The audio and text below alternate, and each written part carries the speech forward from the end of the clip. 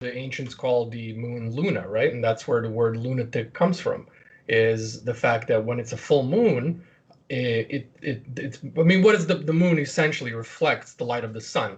So at night, the full moon, it reflects our thoughts. The bigger the moon, the more it's reflecting your own internal thoughts. So if you got good things on your mind, and emotions, those things and emotions, it powers those emotions, powers your thoughts, but also it can power your willpower. So all of your internal functions, the moon essentially powers. So, on a full moon is when those energies are strongest. So you'll find very often, if you're attuned to those cycles, and we all are essentially, that you'll have a hard time falling asleep because your mind's just running. So it's a good time when the astral light is strongest to, do a creative activity or something like literally channel the energy out of you. And then when you feel exhausted and you exhale and you're like, okay, now I'm ready to go sleep. But it's very interesting. The moon actually has, other than the sun, we have the sun and the moon. They have the two highest functions, and that's a big part of Hermetic thought is the power of the sun and the moon. I mean, you see it in all of Hermeticism, the sun and the moon, the feminine and masculine. But the moon is that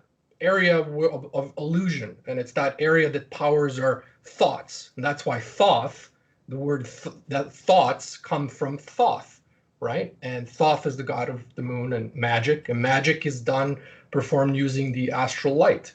And the astral light you get from a reflection of the sun, which is the moon, because you have the sun's light, which is a different form of vibratory energy, which literally creates our physical reality. It's the spirit, let's say the soul. And then you have the moon, which is consciousness, it's thoughts. And so really creation is an interplay of those two things meeting infinite times in a finite moment and just bouncing off each other. And that's what essentially what as above, so below is, consciousness ascending and descending back and forth infinitesimally in a finite moment.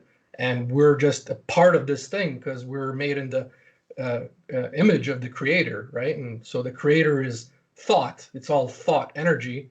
The sun is projecting it, but the moon for us is what creates our reality, our internal reality, because we create through thought.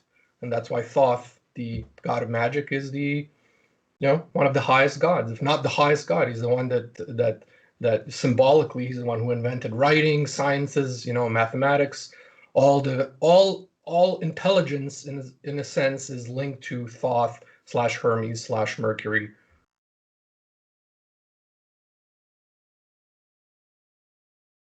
And that's essentially our true nature, and that's what we owe to our creator, our God, whoever created us, is we owe to tap into our highest potential to reach those states of consciousness. And I wanted to add, JC, to what you were saying with the different filters of consciousness.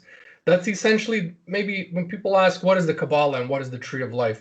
Maybe that's the best way to actually describe it. They're states of consciousness. So you have really at the top, you have the great white light, the same white light that when people have near-death experiences, they go into the tunnel, into the white light, Okay. And so that's essentially the foundation of everything here. We're living within this white light that's projected through the sun, and the moon is using to reflect the thoughts back on us so that we can have this coexistence here. But when you take that, and so on the Tree of Life, it's called Kether, it's the great white light. Chakra-wise, it's Sahasrara, the highest chakra. And then, so when you take, and so that's the cosmic consciousness, essentially. It's the seed consciousness, the highest one, the Akashic records. But then when you take what creation is, creation it can't exist within the white light. So it had to create other states of consciousness with which it can learn to comprehend itself. And that's why it needed to create human beings and living beings that are sparks of consciousness. But we need those internal faculties with which we're able to comprehend and explain where we are and what's going on. And otherwise, it's just part of creation. So you have that white light then starting to filter. And as it starts to filter, it filters into the 7 chakras, which don't correspond with the Tree of Life Sephiroth, but they have similar characteristics, like, a couple of different chakras, you power one of the Sephiroth, right?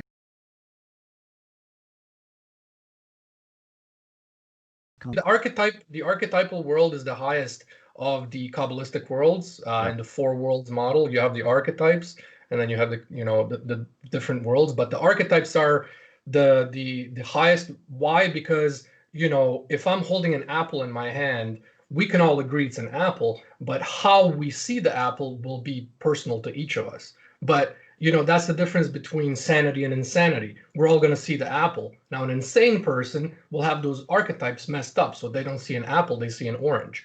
So, their whole internal reality is all wired wrong. But essentially, the archetypes allow us to be able to communicate so that we can relate to one another. Otherwise, we have nothing to relate. We're just sparks of consciousness.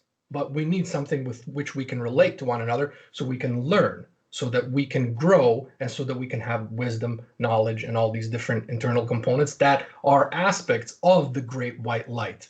And that's why the need to have gradual states of consciousness so that we can literally rise up through the tree of life and reach different spheres and go higher and higher and higher until eventually we're absorbed in the all and we become one with cosmic consciousness, and which is in the Buddhist religion, or that's when you have completely developed your body of light, your rainbow body, and become a bodhisattva, and you literally unite with the white light and you cease to exist.